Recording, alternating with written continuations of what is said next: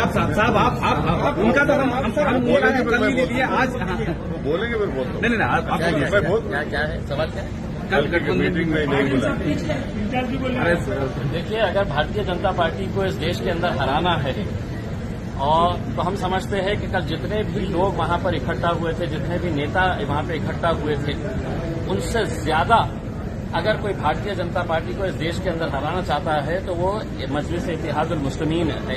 और अगर आप एमआईएम को छोड़ के अगर कोई ऐसा एक गठबंधन बनाना चाह रहे हैं जिसके अंदर आपका लक्ष्य ये है कि बीजेपी को हराना है करके, तो कभी कामयाब नहीं होगा। तो हम तो ये चाह रहे हैं कि भारतीय जनता पार्टी को हराने के लिए आप हमें क्यों नजरअंदाज कर रहे हैं? अगर आप ये मानते हैं, आपको मालूम है अच्छी तरीके से, एक बहुत बड़ा तबका जो है वो बैरिस्टर असदुद्दीन अवैसी साहब को मानने वाला है, कई राज्यों के अंदर मानने वाला है, तो आप इन्हें नजरअंदाज करके कहीं न कहीं आप अपने उस मकसद को कमजोर कर रहे हैं। आप बुलाइए हमें, हम आने के लिए तैयार हैं।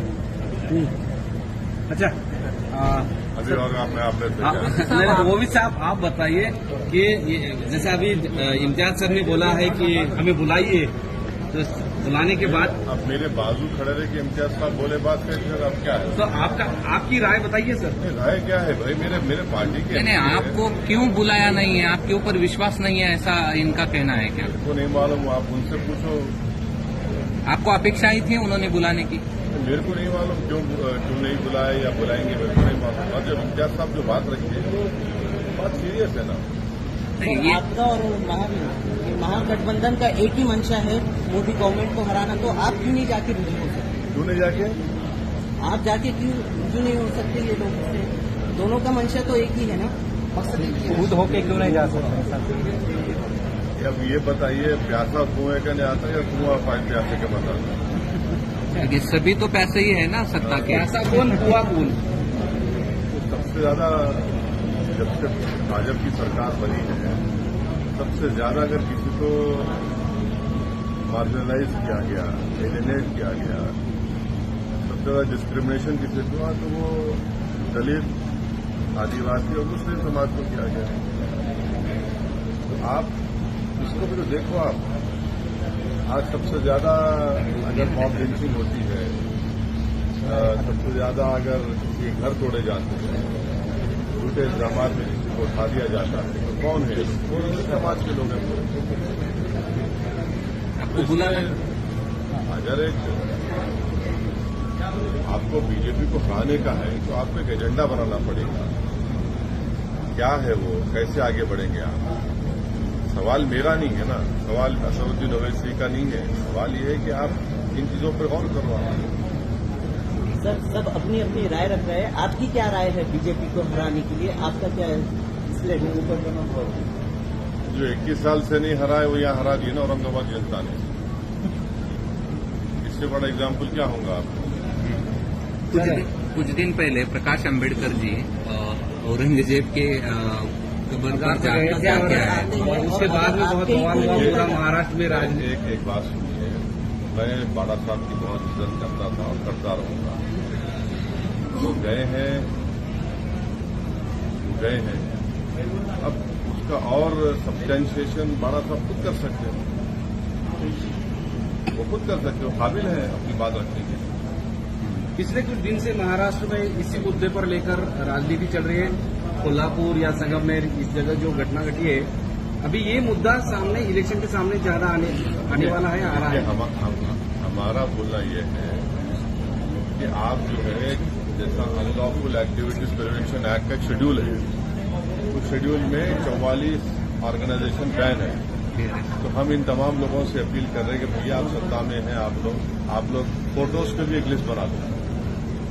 ये फोटो जो रखेगा उसको जेल में भिजा देंगे यूएपीए में। फोटो की लिस्ट बना दो आप, अच्छा रहता ना। ये फोटो नहीं रखना चाहिए, वोट से के रख सकते, आप के रख सकते, मगर इनकी नहीं रख सकते या इनके रख सकते। आप एक फोटो की लिस्ट बना दो, अच्छा है ना। लिस्ट बना दो, उसको बोलो जो एक फोटो रखेगा उसको हम यूएपीए में डाल देंगे। क्या बोल सकते? कुछ प्लान है ऐसा लग रहा है क्या? ये सब चल रहा है तो इलेक्शन के सामने हमारा मानना यह है कि सब तमाम चीजें जो हो रही है, हम महाराष्ट्र की पुलिस डिपार्टमेंट से महाराष्ट्र की ब्यूरोक्रेसी से अपील कर रहे हैं कि आप महाराष्ट्र में लॉ एंड ऑर्डर स्थिति को बिगड़ने से बचाइए। पॉलिटिकल पार्टी सत्ता में आएंगे, चले जाएंगे, मगर लॉ एंड ऑर्डर बरकरार रहना चाहिए। जो डेलिब्रेट तरीके से इस तरह से हरकतें की जा रही हैं, ठीक नहीं है महाराष्ट्र के लिए। अगर तुम्हारे मित्र केसीआर बीआरएस में आने के लिए महाराष्ट्र में बीजेपी और कुछ बड़े नेताओं को ऑफर कर रहे हैं, अभी नाम आया है कि पंकजा मुंडे जो बीजेपी सीनियर लीडर है, उनको भी आइए, हम आपको मुख्यमंत्री का उम्मीदवार बनाएंगे, ऐसे ही ऑफर है। पंकजा मुंडे को तो 2 साल पहले इम्तियाज साहब बोले थे, 2 साल पहले बोले थे उनको, वो समझ रहे नहीं उन्होंने। 2 साल पहले इम्तियाज साहब जो है, अब बाज लोग जो है हवा को सूंघ के बोलते बारिश हो रही। इम्तियाज साहब पहले ही बोलते देखो ऐसा होने वाला है। 2 साल पहले इम्तियाज साहब बोले थे उनको, आपको कैरी कर रहे थे ना उसको, वो उनको सोचना चाहिए। अब कोई भी अपनी पार्टी को आगे बढ़ा सकता है, ये तो उनका डेमोक्रेटिक राइट है। आप भी बुलाएंगे सीएम के उम्मीदवार बोल के उनका नाम? जिनको पंकजा बताइए। अरे भाई 2 साल पहले इम्तियाज साहब उनको बोल चुके हैं ना, 2 साल से इम्तियाज साहब उनको बोल रहे हैं कि समझो बात को। मिले भी ना उनसे एक मरतबा, मिलके भी बात की। अच्छा, मिलने के बाद कुछ क्या बोले? वो डिटेल ये बोले। जो हज के लिए गए हैं उन्हें काफी सारी परेशानी हो रही है, लेकिन मरकजी हुकूमत इसे नजरअंदाज कर रही है। बिल्कुल, हज कमेटी के इंतजाम बहुत बदतरीन हुए हैं। हज कमेटी के इंतजाम सबसे खराब हुए हैं, और ऐसा कभी माजी में ऐसा कभी नहीं हुआ है कि हाजी जाकर परेशान है और हाजी की लिफ्ट जिस होटल में या जिस बिल्डिंग में खड़ा गया, लिफ्ट गिर जाती है और दूर दूर खड़ा कर दिया गया। ये बात सबको मालूम कि जितने हाजी भारत से जाते हैं उससे ज्यादा ज़ईफ बुजुर्ग लोग होते हैं, उनको अब दूर दूर खड़ा कर दिए। और ये जो अगर कोई औरंगाबाद से जाएगा या कोई दूसरे शहर से जाएगा तो उससे आप 70,000 80,000 बढ़ के ले रहे। किस बात के ले रहे हैं आप? क्यों ले रहे हैं आप तो बड़ा बात करें कि वो हम पैसे कम, कहाँ पैसे कम कर दिए? आप तो पैसे इजाफा कर दिए उसमें। और जो प्राइवेट हज ऑपरेटर्स हैं उनको कोर्ट को जाना पड़ा, कोर्ट को जाकर जा रहे हैं वो लोग। तो इस साल बहुत ही गलत इंतजाम हुआ। हम तो इस मोदी सरकार से अपील करते हैं कि इसका जायजा लें, ये क्यों हुआ, ये हज का इंतजाम इतना खराब क्यों हुआ, मतलब तब प्रोब होनी चाहिए इसके ऊपर। बीआरएस अभी आपने सवाल है। बीआरएस और आपका भी पक्ष दोनों का भी मतलब बाहर से ही है, मतलब दोनों भी महाराष्ट्र के बाहर का पक्ष है, दोनों भी एमआईएम और वो एमआईएम का यहाँ अच्छी तरह से एक खासदार और कुछ नगर सेवक भी है, दोनों का इकट्ठा आकर विधायक भी है। हाँ, तो 2 विधायक में तो इकट्ठा आकर कुछ सोच है आपकी कि महाराष्ट्र में राजनीति का दोनों इकट्ठा एक साथ आकर कुछ आगे बढ़े? अभी तक तो ऐसा कोई बात नहीं। सर, अमेरिका दौरे पर आप बोलो देना, प्रधानमंत्री के बोलो देना। सर क्या कहना है? प्रधानमंत्री अमेरिका गए, हम भी चाहते हैं कि भारत और अमेरिका के ताल्लुकात में और अच्छा और मजबूत हो, अच्छे हो, और भारत अमेरिका के ताल्लुकात में बेहतरी के लिए H1 जो हमारा वीजा है स्टूडेंट का वो ज्यादा रुका हुआ है, वो जल्दी हल हो। और वहां पर जो प्रधानमंत्री है तो अमेरिका के एक एक्स प्रेसिडेंट ने एक टीवी को इंटरव्यू देते हुए कहा, ओबामा ने, कि भारत में अल्पसंख्यक समाज मुसलमानों का जिस तरीके से उनको टारगेट किया जा रहा है वो भारत के हित में नहीं है, इससे भारत को नुकसान होगा।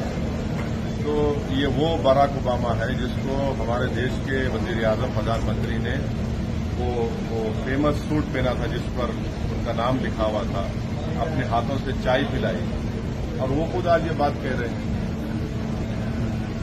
और दूसरी बात ये कि भारत के प्रधानमंत्री ने 9 साल में उनके प्रधानमंत्री के टेन्योर में पहली मर्तबा, जैसा आज हम खड़े होकर आपके सवालात का जवाब दे रहे, वैसा उन्होंने सवाल लिया। वरना उन्होंने अक्सर क्या करते, अपने पसंद के एंकर्स को बुला के इंटरव्यू दे देते। तो कोई उनसे पूछता आपको आम खाए पसंद है क्या, कोई पूछता उनसे आपके बटवा है क्या। तो उस सवाल जवाब में प्रधानमंत्री ने कहा कि भारत में डिस्क्रिमिनेशन नहीं किया जाता अल्पसंख्यक समाज मुसलमान से। तो हम भारत के प्रधानमंत्री अभी तो फॉरेन टूर पर है, वो मन नहीं उस पर तबसरा करना चाहिए, मगर मैं कर रहा हूं क्योंकि मणिपुर में 300 चर्चेज को जला दिया गया, वो डिस्क्रिमिनेशन नहीं है। मणिपुर में पुलिस एकेडमी से 50,000 से ज्यादा एमुनेशन गोलियां चोरी हो गई, 4,000 ज्यादा हथियार लूट के लेकर चले गए। वो डिस्क्रिमिनेशन है। क्या डिस्क्रिमिनेशन नहीं है कि CAA का कानून मोदी सरकार ने बनाया सिर्फ रिलीजन की बुनियाद पर डिस्क्रिमिनेशन की निशानी है। तीसरा डिस्क्रिमिनेशन की निशानी ये है कि आपने मौलाना आजाद फेलोशिप को बंद कर दिया। हमारे अल्पसंख्यक समाज के बच्चे अपना फेलोशिप कर पाएंगे, न PhD कर पाएंगे। आपने प्री मैट्रिक स्कॉलरशिप को रेस्ट्रिक्ट कर दिया और गौ रक्षक जिसको चाहे पकड़ते हैं, जिसको चाहे मार देते हैं। वो डिस्क्रिमिनेशन नहीं है क्या? ये डिस्क्रिमिनेशन है यहाँ पर। ये सबका साथ, सबका विश्वास, सबका विकास, सबका प्रयास बहुत अच्छा है, डायलॉग अच्छा है, मगर जमीन पर तो कुछ दिखता ही नहीं है ना। और फिर डिस्क्रिमिनेशन की मिसाल सबसे बड़ी है कि बीजेपी के पास 300 MP है, एक मुसलमान MP नहीं है, एक मुस्लिम मिनिस्टर नहीं है।